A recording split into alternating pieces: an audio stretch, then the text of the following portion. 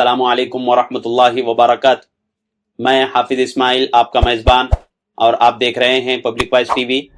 चलिए नाजरीन, आज की एक अहम खबर की तरफ हम रुख करते हैं। प्रत्याशा सोसाइटी की जानिब से बच्चों में किया गया तालीमी मुजाहिरा।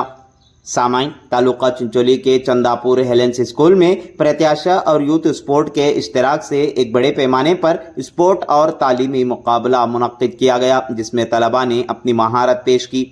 इस मौके पर फादर नवीन डिसूजा ने उन बच्चों को मुबारकबाद दी जिन्होंने इस मुकाबले में हिस्सा लिया और कामयाबी हासिल की।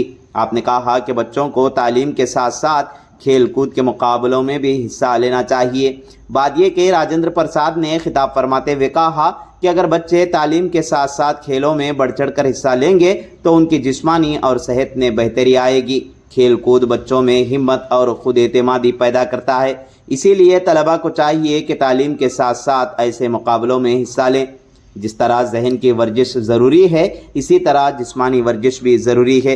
आखिर में प्रत्याशा इंस्टीट्यूट की ज़िम्मेदार मारियान ने तफसीली गुफ्तगू फरमाते हुए कारकर्दगी पेश की। इस मौके पर मुख्तलिफ समाजी कारकुन के अलावा दिगर बहुत से अहबाब मौजूद थे। आइए देखते हैं तफसीली रिपोर्ट।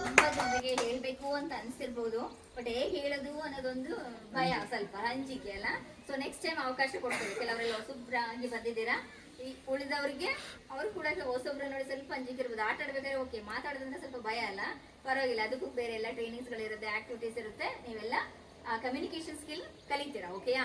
ಸೊ ಇವತ್ತೆಲ್ಲ ಚೆನ್ನಾಗಿ ಬಂದು ಚೆನ್ನಾಗಿ ಪಾರ್ಟಿಸಿಪೇಟ್ ಮಾಡಿದ್ದೀರಾ, ವೆರಿ ಗುಡ್. ನಿಮಗೆ ನೀವೇ ಕ್ಲಾಪ್ ಆಗಿ. 10 ವರ್ಷ ಆದ್ಮೇಲೆ ಮತ್ತೆ ಅದೇ ಮೊಬೈಲಲ್ಲಿ ಇರ್ತೇವೆ, ಅಲ್ಲೇ ಇರ್ತೇವೆ. ಅದರಿಂದ ಲೈಫ್ ಸ್ಕಿಲ್ಸ್ ಕಲಿಸಿದ್ದು ನಿಮ್ಮ ಈ ವಯಸ್ಸಲ್ಲಿ ಕೆಲವೇ ಜಾಸ್ತಿ ವರ್ಷಗಳು ಇರೋಕ್ಕಾಗಲ್ಲ ನಿಮಗೆ. ಮತ್ತೆಲ್ಲಾದರೂ PUC ಮುಗಿಸಿ ಮತ್ತೆಲ್ಲೋ ಊರಿಗೆ ಹೋಗ್ತೀರಿ, ಎಲ್ಲೋ ಸ್ಟಡಿ ಮಾಡ್ತೀರಿ, ಇದೆಲ್ಲ ಸಿಗಲ್ಲ. ಅದರಿಂದ ಸಿಕ್ಕಿದಾಗ ಅವಕಾಶಗಳನ್ನು ಉಪಯೋಗಿಸ್ಬೇಕು. ಸುಮ್ಮನೆ ಎಲ್ಲರೂ ಬರ್ತಾರೆ ನಾನು ಬರೋದಲ್ಲ, ಎಲ್ಲರೂ ಊಟ ಮಾಡಿದ್ರೆ ನಾನು ಊಟ ಮಾಡೋದಲ್ಲ. ಇಲ್ಲಿ ಊಟ ಮಾಡೋದು ಮುಖ್ಯ, ಆಟ ಆಡೋದು ಮುಖ್ಯ, ಕಲಿಯೋದು ಮುಖ್ಯ.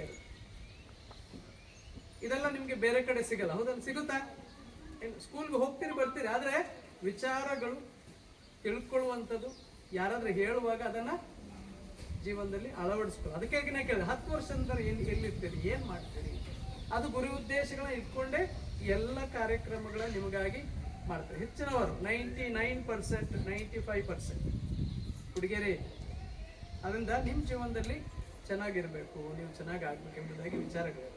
ನಮ್ಮ ತಂದೆ ತಾಯಿಗಳು ನಮ್ಮ ಜೊತೆಲಿ ಇರ್ತಾರೆ, ನಮ್ಮ ಅಣ್ಣ ತಮ್ಮಂದಿ ನಮ್ಮ ಜೊತೆಲಿ ಇರ್ತಾರೆ. ಆದ್ರೆ ಇಂಥ ವಿಚಾರಗಳನ್ನ ಹೇಳ್ಕೊಳ್ಳ ಯಾರಿಲ್ಲ. ಮನೇಲಿ ಹೇಳ್ತಾರೆ ಕೊಂತ ಹೇಳು, ಮನೇಲಿ ಊಟ ಮಾಡ್ರಿ, ಚೆನ್ನಾಗಿರಿ ಅಂತ ಹೇಳ್ತಾರೆ. ಆದ್ರೆ ಸಿಸ್ಟರ್ ಅವರು ಅವರ ಕಾರ್ಯಕರ್ತರ ಮೂಲಕ ಅನೇಕ ವಿಚಾರಗಳು ನಿಮಗೆ ತಿಳಿಸ್ತಾರೆ. ಅದರಿಂದ ಇವತ್ತಿನ ಈ ಸಮಯದಲ್ಲಿ ನೀವು ಬಂದಿದ್ದೀರಿ. ಇನ್ನೊಂದು ವಿಚಾರ ಇದೆ, ಏನದು? ಕ್ರೀಡಾಕೂಟ.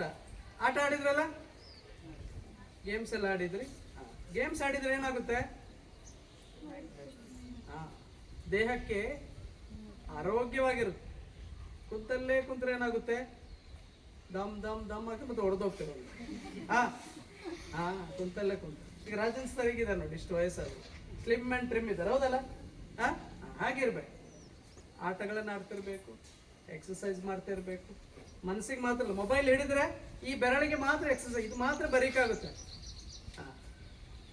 ಆದರೆ ಆಟಗಳನ್ನು ಆಡಿದಾಗ ಬೇರೆ ಬೇರೆ ವಿಚಾರಗಳ ಬಗ್ಗೆ ಯೋಚನೆ ಚಿಂತನೆ ಮಾಡಿದಾಗ ನಮ್ಮ ಮೈಂಡ್ ಏನಾಗುತ್ತೆ? ಎಕ್ಸಸೈಸಲ್ಲಿ ಬೆಳೆಯುತ್ತೆ, ದೇಹ ಬೆಳೆಯುತ್ತೆ, ನಮ್ಮ ಚಿಂತನೆಗಳು ಬೆಳೆಯುತ್ತದೆ, ಒಳ್ಳೆ ವಿಚಾರಗಳು ಬರುತ್ತೆ, ಒಳ್ಳೆಯದನ್ನು ಯೋಚನೆ ಮಾಡಲಿಕ್ಕೆ ನಾವು ಶಕ್ತರಾಗ್ತೀವಿ. ಅದರಿಂದ ಇವತ್ತಿನ ಈ ದಿನದಲ್ಲಿ ಜಾಸ್ತಿ ನಾನು ಮಾತಾಡಲ್ಲ. ಸಿಸ್ಟರ್ ಅವರು ಒಳ್ಳೆಯದನ್ನು ಸಾಧನೆ 10 ವರ್ಷಗಳ ನಂತರ ನನಗೆ ಸಿಗಬೇಕು ಎಲ್ಲಾದರೂ.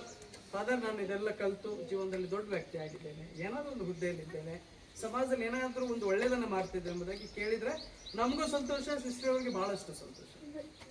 Thank you. All the best.